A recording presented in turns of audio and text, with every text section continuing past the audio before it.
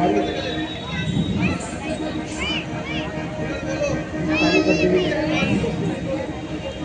हनुमान जी क्या समाचार लाए हो? भगवान की कृपा से और उनके ही आशीर्वाद से मैं सीता माता की सुधि ले आया हूं। माता सीता इस समय अशोक वाटिका में कैद है, इसीलिए हमें अब जल्द ही श्री रामचंद्र जी के पास जाकर उन्हें यह संदेश देना चाहिए। तो शीघ्र ही चलिए।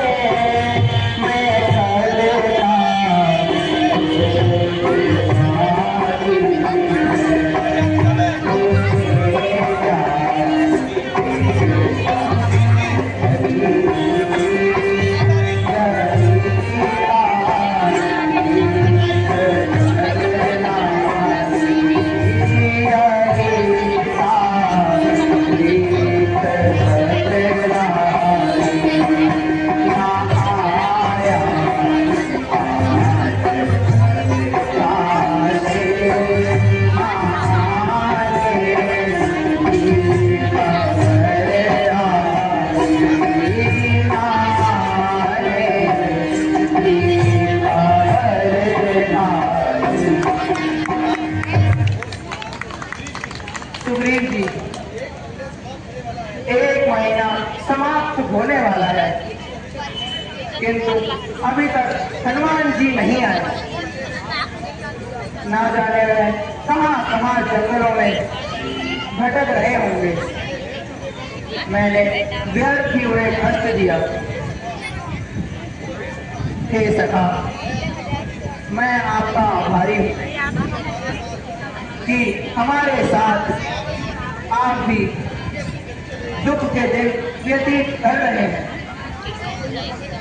इसीलिए अब हमें आज्ञा दीजिए, हम अपना शेष जीवन किसी भी प्रकार व्यतीत कर लेंगे।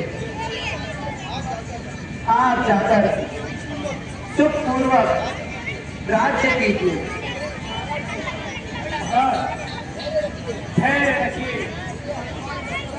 ये हनुमान पर पूरा विश्वास है। अच्छा सुग्रीव जी, जैसी आपकी इच्छा। भगवान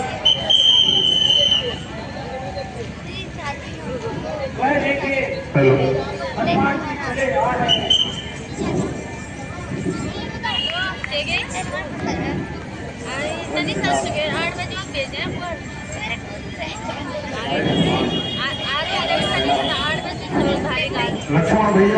आयुष्मान।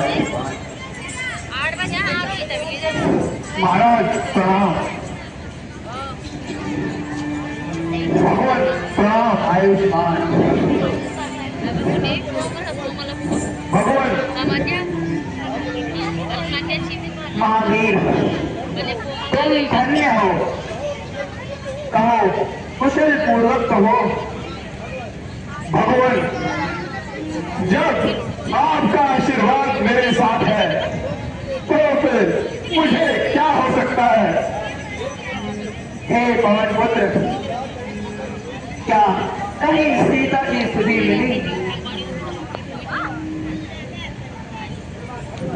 भगवान पहले तो मैं सभी स्थानों में गया जहां भी मैं अपनी बुद्धि से जानता था, किंतु कहीं भी मुझे माता जी का पता न चला। फिर मैं लंका की ओर गया और वहां पर राक्षसों से एक साधारण सा युद्ध हुआ।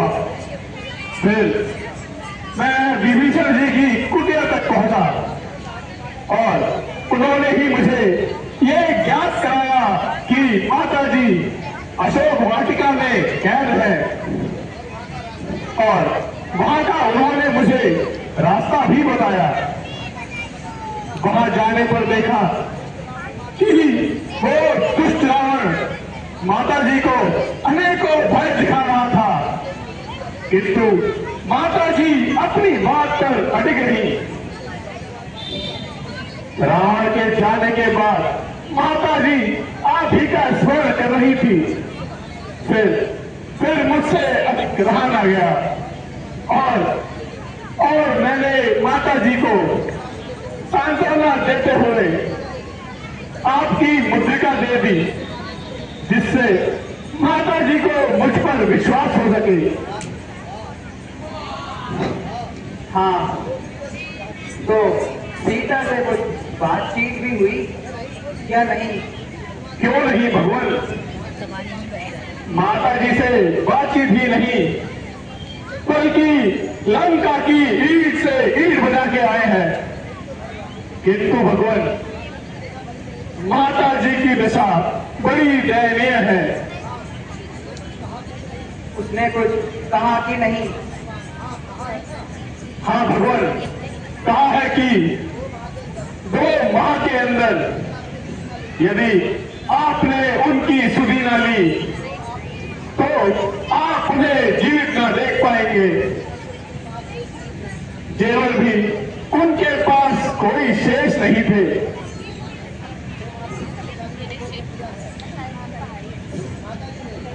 माता जी ने यह कर्णफूल निशानी के तौर पर दिया है भगवान, और यह भी कहा है कि आपको मैं इंद्रपुत्र जेल की कथा का विवरण दूं और उसके पीछे छोड़े गए सीख के बाण का भी स्मरण करा दूं, ताकि आपको विश्वास हो सके कि मैं माता जी से मिलकर आया हूं। निसंदेह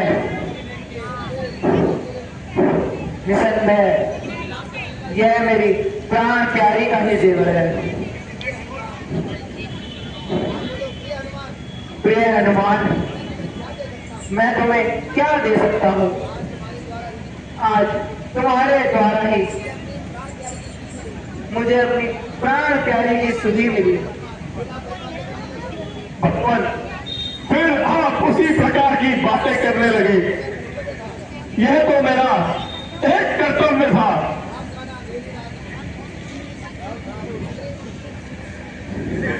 सुग्रीव जी, अब भविष्य के विषय में आप सबकी क्या राय है?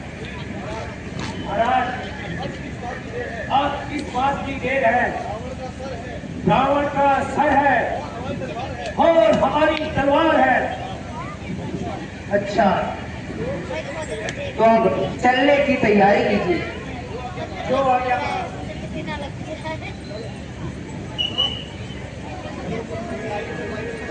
Thank you. श्री राम के लिए नहीं बोलो भाई, हनुमान है। अब आई हनुमान की आवाज। लक्ष्मण, इस सुंदर स्थान पर हेलो, लंका को प्रस्थान करने से पहले महादेव जी को स्थापित करने की मेरी इच्छा है। तो तुम्हारा क्या विचार है? बहुत अच्छा भ्राता जी, सेवक को आज्ञा दीजिए। किंतु पूजन का प्रश्न कठिन है। इधर कोई ऐसा विद्वान नजर नहीं आता जो कि शिवलिंग की स्थापना कर सके।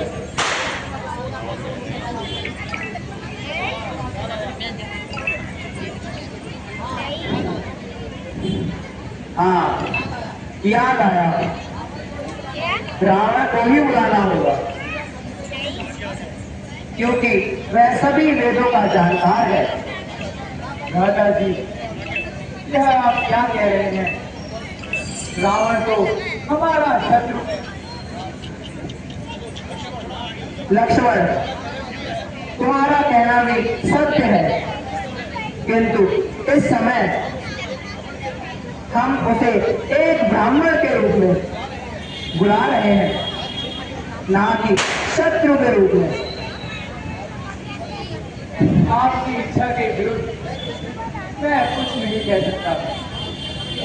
जैसे आपकी आज्ञा होगी वैसा ही करूंगा।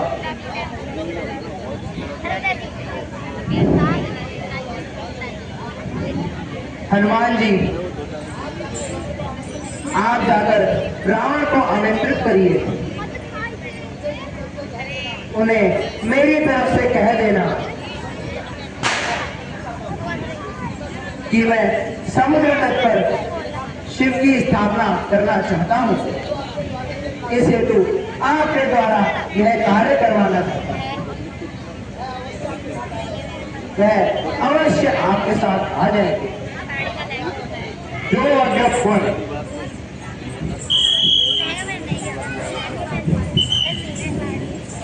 हेलो, आगे बैठेंगे हम।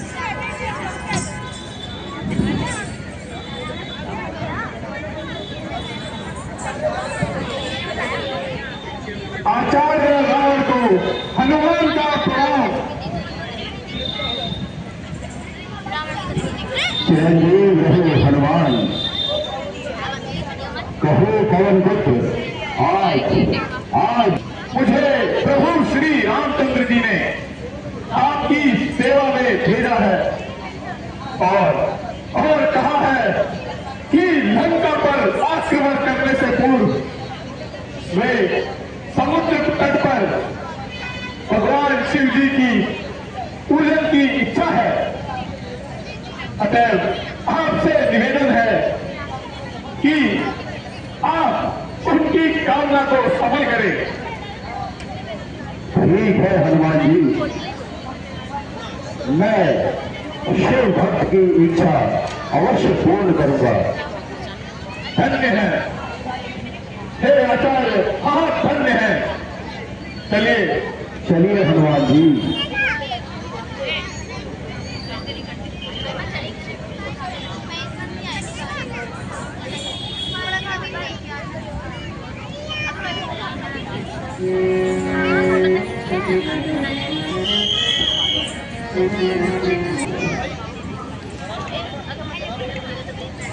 भगवान प्रणाम।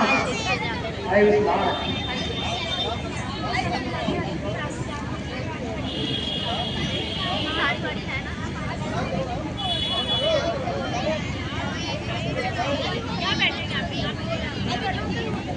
प्रणाम। विजय भव, विजय भव भक्त।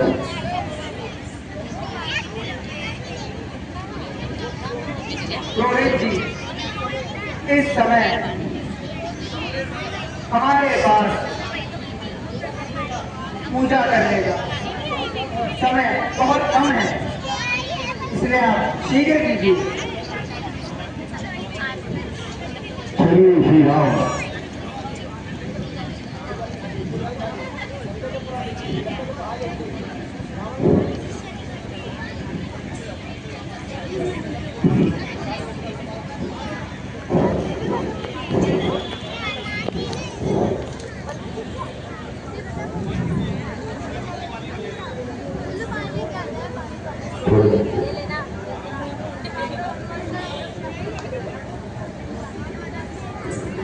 Ito muna, awal niya. कोई नहीं आया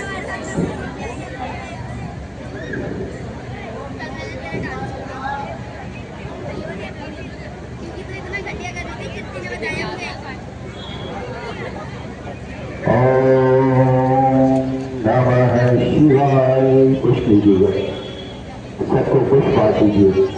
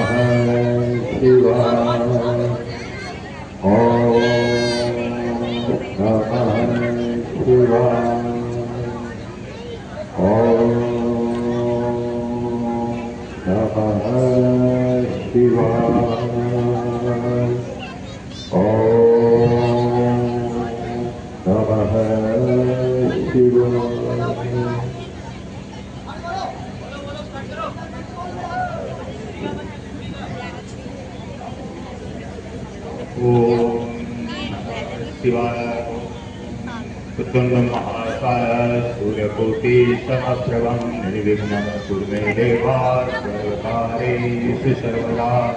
ओम गणानान्त्वा गणपतिं हवामहे प्रियानान्त्वा प्रियपतिं हवामहे निधीनान्त्वा निधिपतिं हवामहे वसो मम जानिग्रवदम् कमजाति ग्रवदम्मा। ओम गणेभ्यो गणपतिभ्यो नमो नमः। व्रातेभ्यो व्रतपतिभ्यो नमो नमः। कृतेभ्यो वृक्षपतिभ्यो नमो नमः। विरूपेभ्यो विश्वरूपेभ्यो नमो नमः। ओम विश्वानि देव सवितुर्यज्ञप्राहु बृहस्पते ब्रह्मणे तेन यज्ञपतितेन मामः। हरि ओम।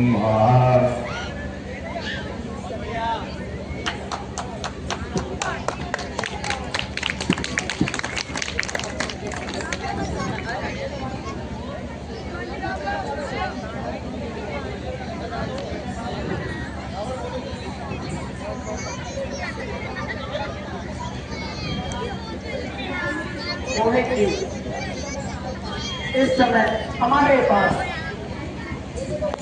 देने को कुछ भी नहीं है, जो कि दक्षिणा के रूप में हम आपको दे सकें।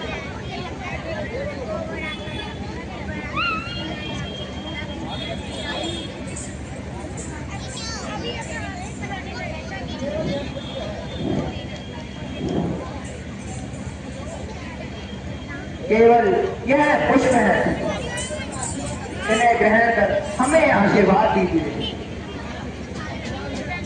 कल्याण हो। हे यजमान, अब मुझे जाने की आज्ञा दीजिए। आचार्य जी, हमने आपको कष्ट दिया, इस हेतु क्षमा मांगते हैं। हे यजमान, मैंने तो शिव भक्त होने के नाते अपना कर्तव्य पूर्ण किया है। इसमें कष्ट का कोई प्रश्न ही नहीं है। अच्छा आचार्य जी प्रणाम।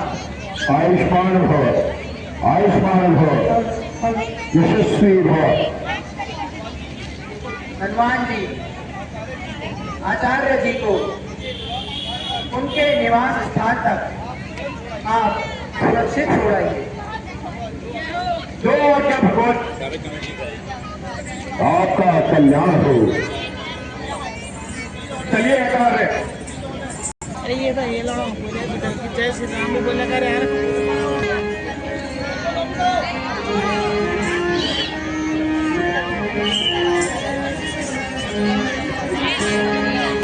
आयुष्मान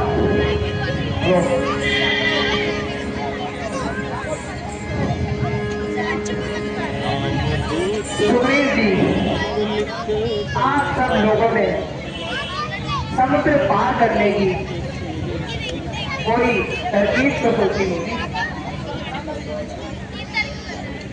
माता जी आप एक ही अग्नि बाण से यह तारा सिंधु सुखा दीजिए और इसे हमारी सेना पार कर लेगी। भैया, इस पे हमारी क्या बड़ाई है। अपने से छोटों पर शक्ति का प्रयोग कभी नहीं करना चाहिए। नर्मदा से किया हुआ कार्य सदा सुखकारी होता है। इसीलिए हमें सबसे पहले सिंधु की प्रार्थना करनी चाहिए, जिससे उसकी मर्यादा की रक्षा होगी।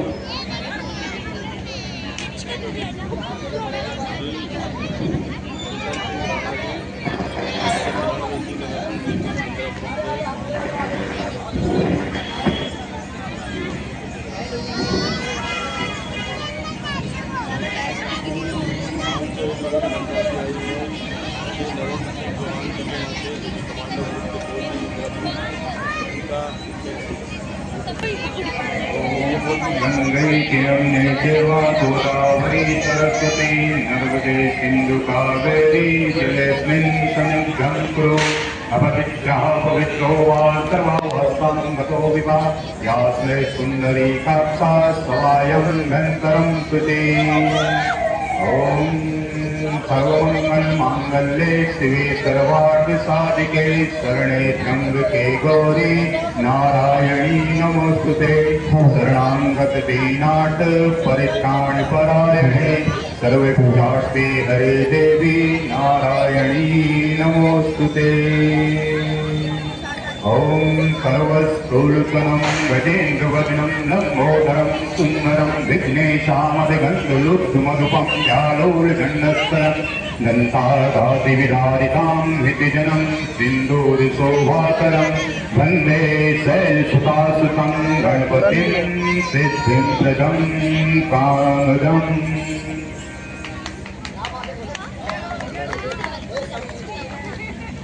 हे समुद्र देव, मैं पिछले 3 दिनों से नम्रता पूर्वक आपसे विनती करता हूँ, लेकिन आप एक भी बात नहीं सुनते। अब मुझे कठोरता से ही काम लेना होगा।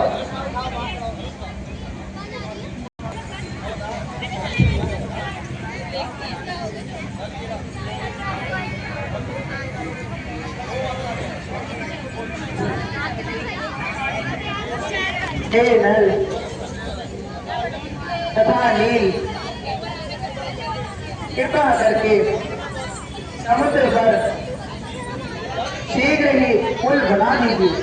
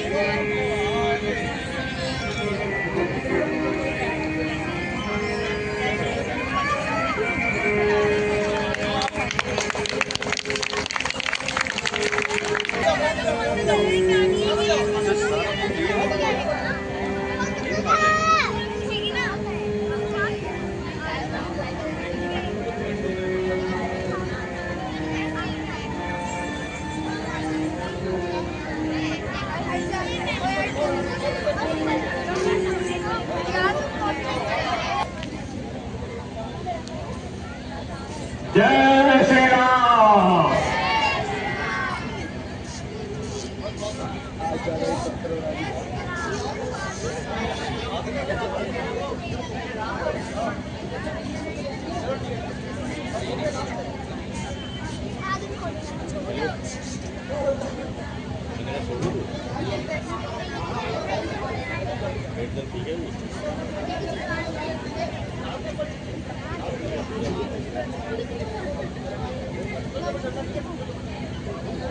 ये कब आ रही है? अब तो बढ़िया लग रहा।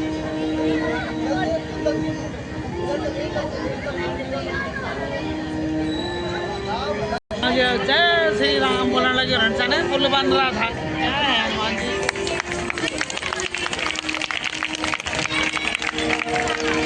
जय श्री राम।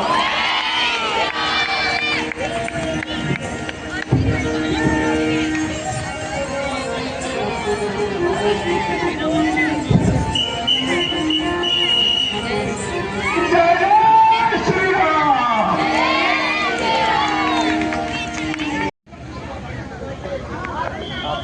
आपकी कृपा से हमारा कुशल मंगल चल रहा है। बहुत खूब, बहुत खूब। गाँव गया था नहीं यार, कहाँ मैं तो बहुत टाइम से बात तो ठीक है मंत्री जी,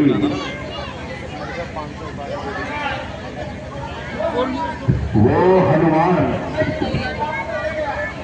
युद्ध की चेतावनी तो दे गया, 15 मिनट के ब्लॉग लेकिन मेरे सामने आने की किसकी हिम्मत हो सकती है? कहो भैया विभीषण, आपका क्या विचार है?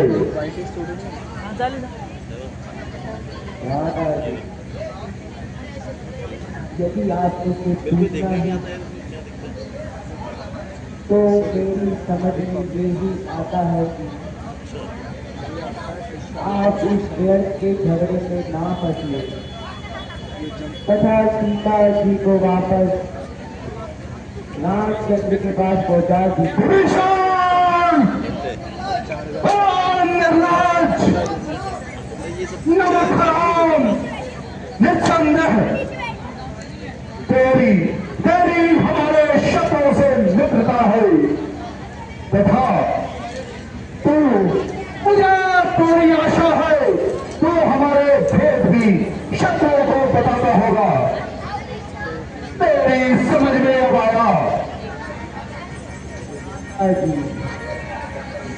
आपके विचार सच्चे नहीं है। ना तो मैं उनका पक्ष लेता हूँ, ना आपकी बुराई चाहता हूँ, किंतु आने वाले संकट को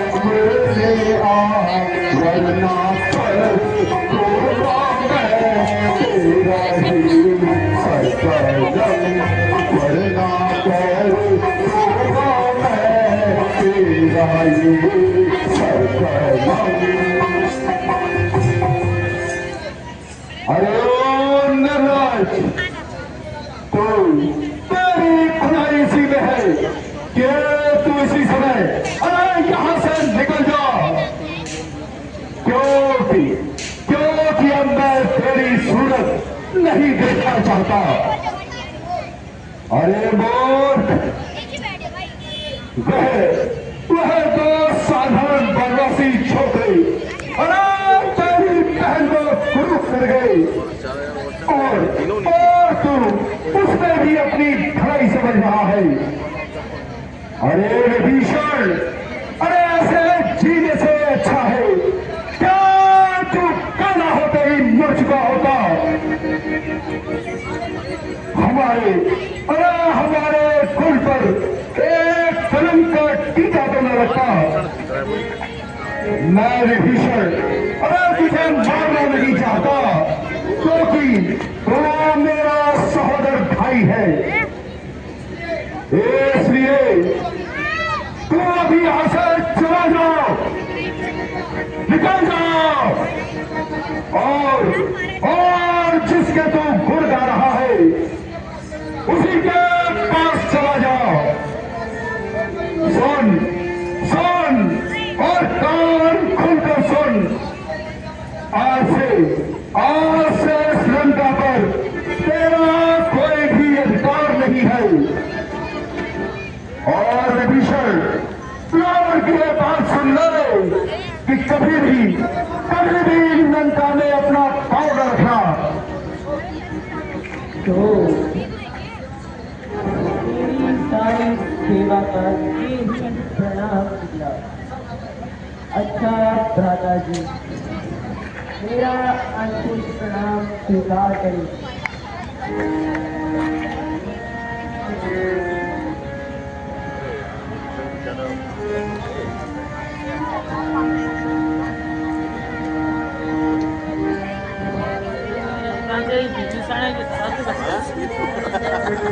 आज से मेरा और विभीषण का संबंध भी टूट गया है। जहां तक मेरा विचार है वह अवश्य ही शत्रुघ्न में जाएगा और हर प्रकार से मुझे रावण को हानि पहुंचाने की करेगा। हुआ तो बुरा ही जो घर का भेदी शत्रुघ्न में जा मिला। मेरे लिए अंत में ये अवश्य हानिकारक होगा।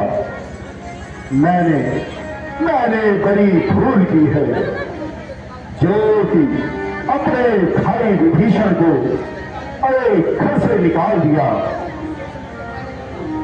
यदि मैं कुछ सोच समझकर कार्य करता तो विभीषण कदापि मुझे छोड़कर नहीं जाता और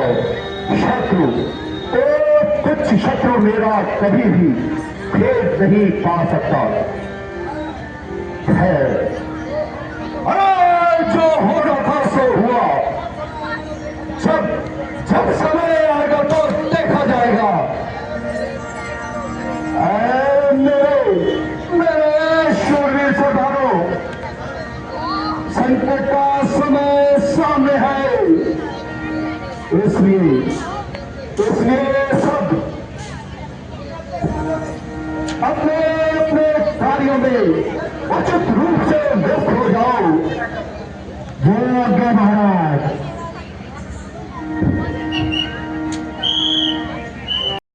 क्या शुभ नदी आश्चर्य है कि रावण का भाई विभीषण छोड़ने पर मजबूर होना पड़ा। महाराज, सुना है कि रावण के इस कार्य को विभीषण ने अनुचित बताया। इसके कारण रावण ने क्रोध में उसे घर से निकाल दिया। तो आप सबका क्या विचार है?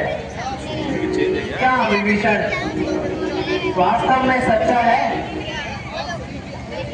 मैं आप सभी की अनुमति चाहता हूँ। मेरे विचार से तो ऐसे व्यक्ति पर कभी विश्वास नहीं करना चाहिए, क्योंकि वह शत्रु का भाई है। लक्ष्मण जी का कहना हमें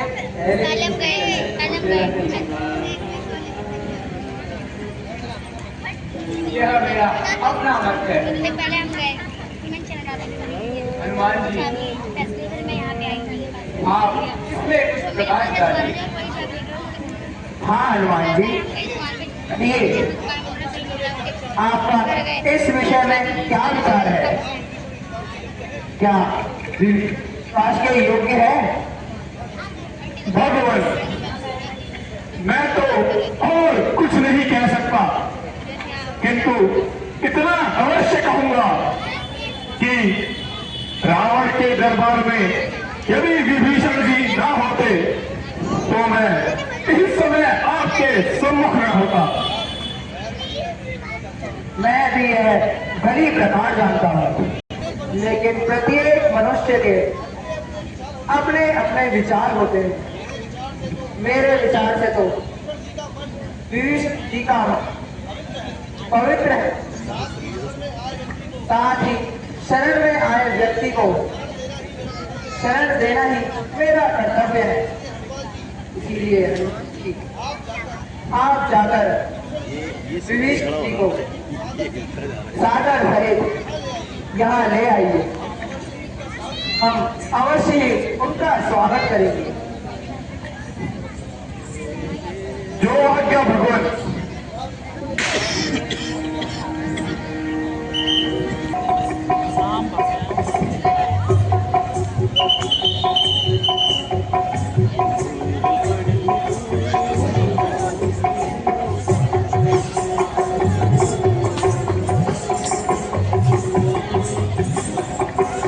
भगवान प्रणाम। आयुष्मान,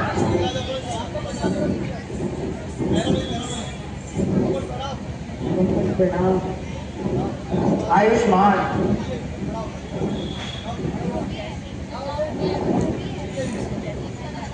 कहिए विभीषण जी, यहाँ आने का कष्ट कैसे करा? लंका में सब कुशल से तो है।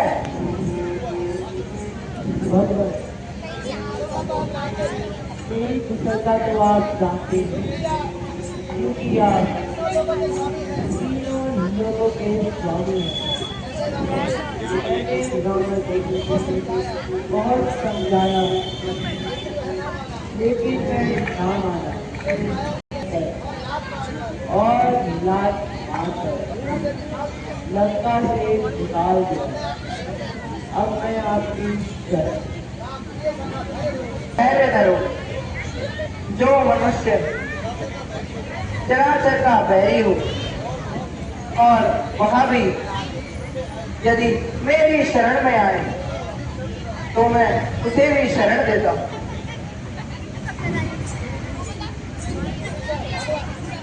भगवान, आप आपकी लीला अपरंपार है। भगवान, सारी सेना तैयार है, केवल आपकी आज्ञा का इंतजार है।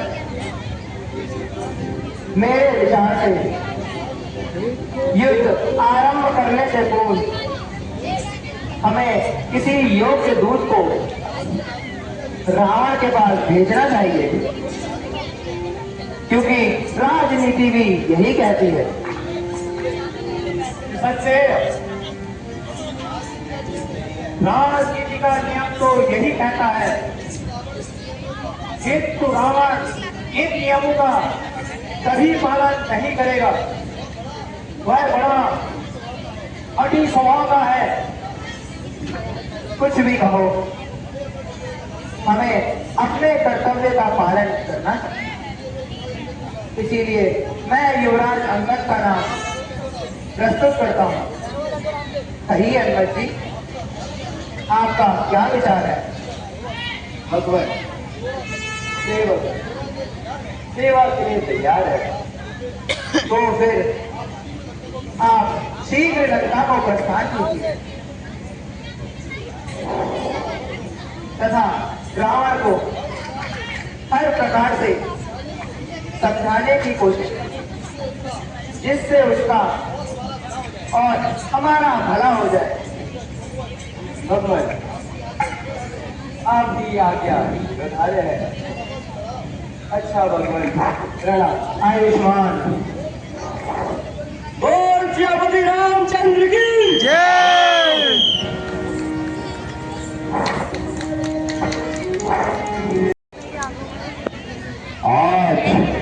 आज भाग्य से वह दिन आ गया है जिस दिन के प्रतीक्षा जिस दिन के प्रतीक्षा के लिए शूरवीर आस लगाए बैठे रहते हैं। अब तुम शत्रु को बता दो कि वीर किस प्रकार अपनी देश और जाति के लिए कैसे बलिदान हो जाती है। आज प्रकट कर दो कि लंका के सिंहासन के अरे तुम पूर्ण वफादार हो। अमर भूमि में शत्रुओं के सर और हमारी तलवार हो। हे सैनिकों, यद्यपि तुम युद्ध विद्या में निपुण हो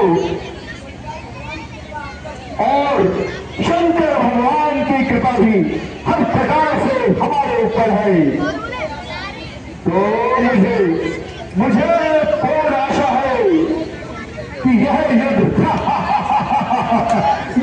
हम ही जीतेंगे।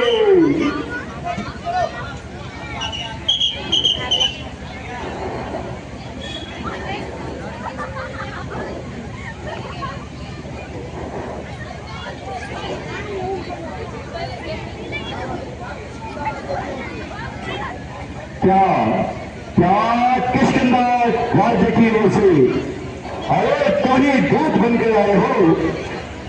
कहिए क्या समाचार लाए हो? यदि उचित ना हो तो अपना परिचय देने का कष्ट करें। श्रीमान, मैं स्वर्गीय वानरराज बाली का पुत्र हूँ और अंगद मेरा नाम है।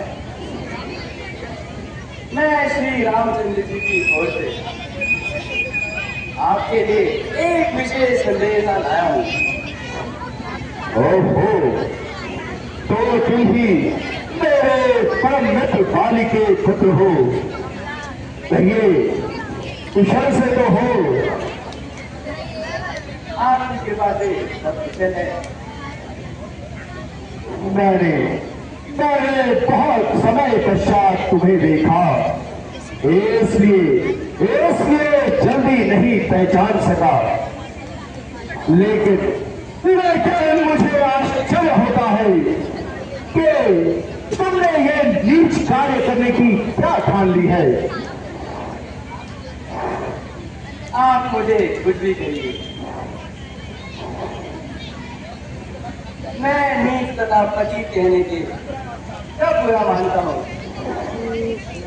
बल्कि आपकी बातों को सहन करता हुआ और अपने स्वर्गीय पिता की मित्र होने के कारण आपको अपनी तुच्छ बुद्धि के अनुसार समझाना अपना कर्तव्य समझता हूँ। अरे मूर्ख, मेरे पास इन भाषण को सुनने का समय नहीं है। तुझे जो कुछ भी कहना है शीघ्र कहो। यदि दोनों ओर संधि होगी, सैनिक बलिदान नहीं होंगे, सब और शांति का राज रहेगा, झगड़े नुकसान नहीं होंगे। रणचंडी लंकेश, रणचंडी यदि छेद उठी, पृथ्वी शोणित में होगी, होगी, होगी।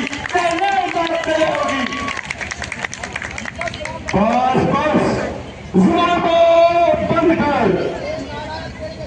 अरे नालायक, तेरे जैसे पुत्र को तो अरे जन्म पे ही मर जाना चाहिए था। पिता, अरे पिता का बदला लेना तो दूर रहा, अरे मूर्ख, उल्टा उनकी सरदारी तूने ठान ली है। धिक्कार है तेरे जैसे कपूत को। यदि अरे तेरे जैसा कपूत मेरे घर में जन्म लेता तो मैं कभी तो उसको मार दिया होता। शोक है बेशरम जिस कुल में तेरे जैसा लाल हो।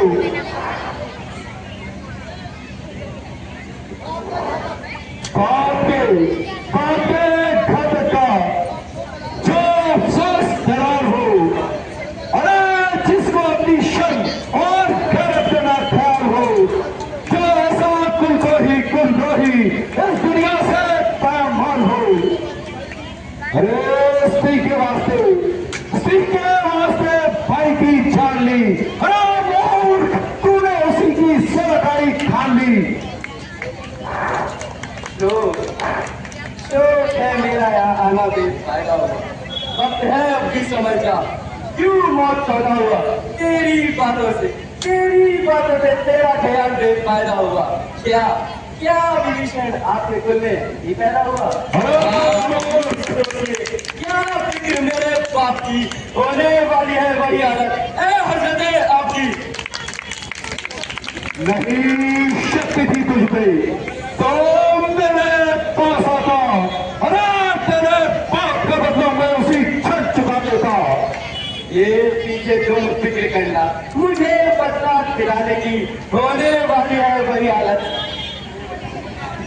हजरत आपकी।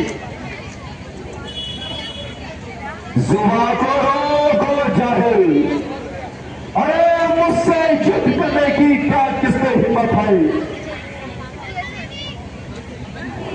ना कर घमंड इतना, चाहे एक रोज पानी है तेरे से आला हो गुजरे, ना बाकी कोई निशानी है। अरे हाँ तू हो जा बाजी, जो मुफ्त में खान खाए हैं, अरे तेरे जैसे बच्चे को हमने आखिर लाखों पढ़ाए हैं। पढ़ाए हो कभी शायद जब से आप अपने आपे में, मगर अब तो अकल मार गई आखिर इस बुढ़ापे में। जुबान को जाहिल, ये क्या पट लगाई है। अरे किसी तरह ले, अरे तुझे कुछ अकल भी सिखाई है। अकल होगी तो फिर क्या था, अकल का ही तो रोना है। बदौलत अकल के तुम्हारी खाक लंका का होना है। अरे ओ मूर्ख, क्या तुझे किसी ने अपने से बड़ों से अरे बात करने भी सिखाई है। या मूर्खों में ही अरे तूने सारी उम्र बिताई है। हाँ अब ध्यान आया, पिता का साया तो जाता रहा और फिर रहा चाचा सुग्रीव, जिसने अरे अपने ही भाई का खून पी लिया। वह भाला तेरी सुलझन का भार कैसे उठा पाता। अंगद अब भी अपने पिता की हत्या को याद कर और जरा सोच समझ के कुछ विचार ले। औरों के घर के झगड़े न छेड़ तू, तुझको पढ़ाई क्या पड़ी, पहले अपनी निभे तू अपनी पदवी पर ही रहे। अधिकार में राज बढ़ाने का बकवादी तेरा काम नहीं, मुंह चोरी कर समझाने का। हम दोनों आप निपट लेंगे। अरे जिनमें कम नहीं लड़ाई है, तू फिर को मार लगता है बाजी और बेहद राज बढ़ाई है। पापों ने अंदाज किया तुम्हें, अंतिम दिन आने वाला है। 2-4 रोज में रावण इस दुनिया से जाने वाला है। उस समय अराजकता होगी, उस समय आपस में खंड जाएगी। ये हरी भरी लंका नगरी शमशान भूमि बन जाएगी। निस्संदेह तू भी सच्चा है। अरे क्योंकि तू अभी बच्चा है। तेरी समझ में अरे राम से बढ़कर कोई है नहीं।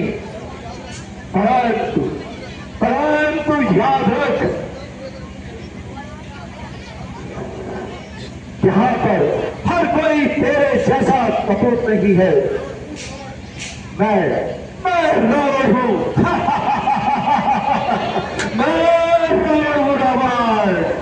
श्रीमान कभी पाताल गए, बलि राजा को चीतन को, छोटे छोटे बच्चों ने मेटा था योद्धापन को।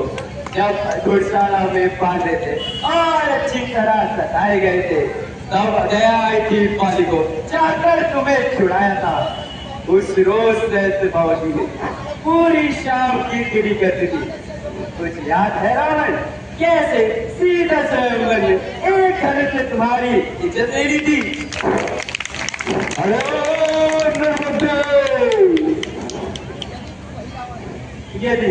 यदि तू वही रावण है तो धन्य तेरी वीरता को।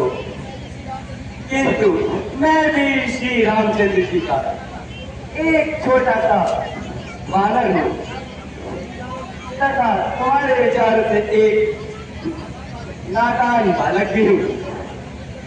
परंतु तुम्हारा भ्रम दूर करने के लिए मैं अपनी शक्ति का एक साधारण चमत्कार दिखाता हूँ और अपना पाँव जमीन पर टिकाता हूँ। तेरी सेना में जो कोई बलवान हो उसे बुला लो। यदि कोई मेरा पैर पृथ्वी से उठा ले तो तुम्हारी जय और हमारी पराजय। अन्यथा सीता माता को वापस करना होगा। हाँ, अरे मुझे स्वीकार है। किंतु देखना कि बाद में तुझे पछताना ना पड़े। वीरों का प्रण प्राणों से अधिक होता है।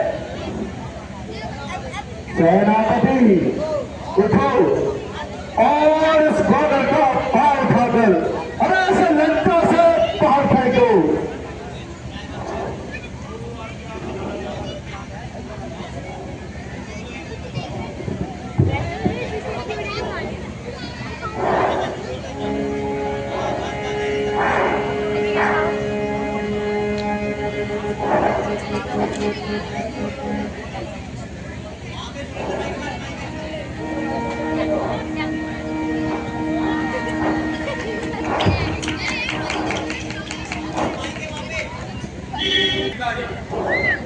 उठो और अपनी महान वीरता का परिचय दो।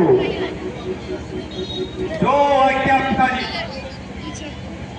पिताजी जय शंकर की जय शंकर की।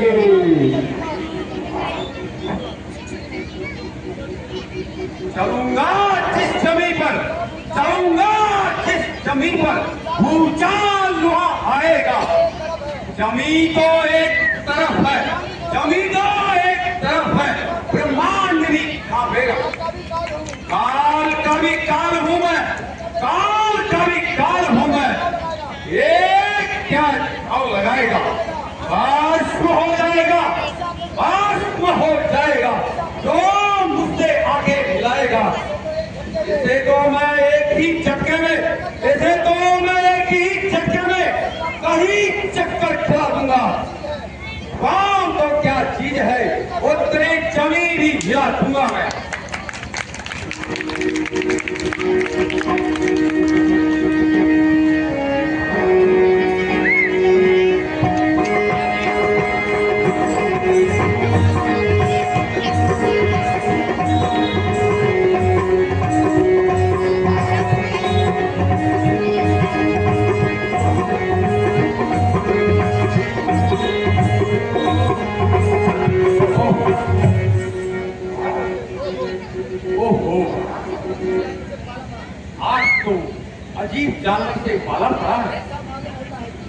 ऐसा मालूम होता है कि कहीं गांव में कुछ लगा लिया हो। खैर इस भूमि में देखा जाए। मैं हैरान हूँ, अरे मैं हैरान हूँ कि आज तुम सबकी शक्तियों को क्या हो गया है। उठो और सब मिलकर जोर लगाओ और इसको उठा के फेंक दो।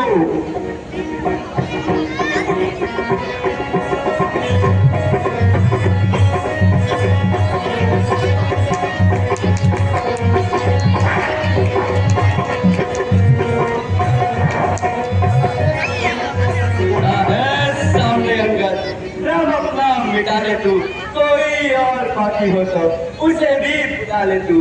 वक्त है अपनी लंका को तबाही से बचा ले तू। जो प्रण किया था तूने, प्रण अपना निभा ले तू। ना ना फिर वक्त मिलेगा जो तू इस पर झुकेगा, पलट आंसू बहाएगा, जमाना मुंह पर।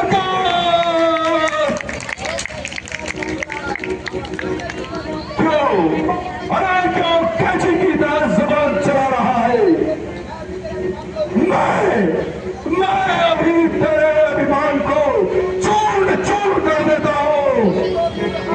अरे पाँव तो दूर रहा और तुझे भी संसार से विदा कर देता हूँ।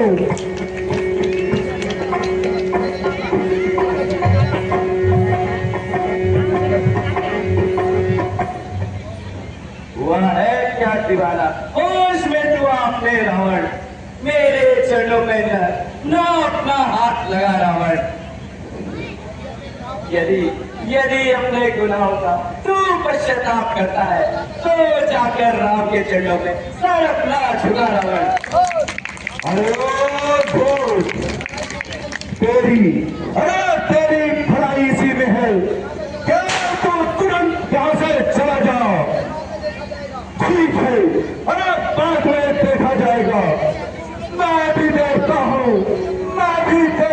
कि युद्ध भूमि में तो कितना पैर जमा पाता है। ओ अभिमानी रावण, जिन भाइयों के भरोसे तू इतना खो रहा है, वो केवल बातें बनाना चाहते हैं। मैं यदि तुम्हें हमारी ओर से भी युद्ध का ऐलान है। जय श्री राम। आज मुझे पूर्ण विश्वास हो गया है कि राम और कुछ राम वास्तव में हमसे डरता है। तभी तो बार बार दूध बेचकर शांति की प्रार्थना करता है। जी महाराज की मैं अंगद का पैर न फंस सका, किंतु मुझे पूरा बल लगाने का मौका कम मिला है। ठीक है कुछ और जमाना, अरे और जमाना तो एक कला है। अरे वो तो कोई भी साधारण मनुष्य कर सकता है, लेकिन उसको वास्तव में वीरता नहीं कहते हैं। सेनापतियों, अब तुम सब मिलकर हर प्रकार के सेनानियों को सतर्क कर दो। जो